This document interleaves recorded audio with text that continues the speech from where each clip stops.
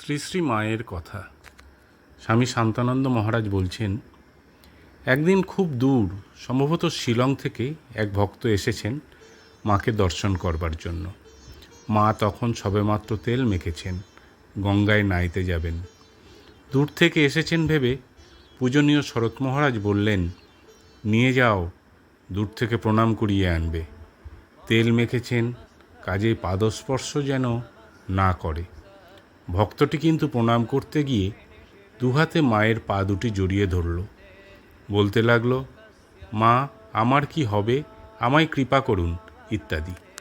হ্যাঁ হবে, হ্যাঁ হবে। মা বারবার এইরূপ প্রবোধ দিতে থাকলেও ভক্তটি সহজে পা ছাড়লেন না। আমিও বললাম, মা তেল মেখেছেন, স্নানে যাবেন, দেরি হয়ে যাচ্ছে, ইত্যাদি। কিন্তু কার কথা কে শোনে?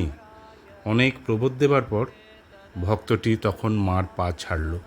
স্নানে যেতে অনেক দেরি হয়ে গেল।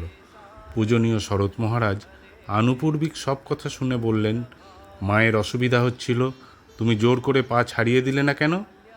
মনে মনে ভাবলাম, অসুবিধা তো হচ্ছিল, কিন্তু ভক্ত ভগবানের ব্যাপারে আমিই বা কি বুঝবো।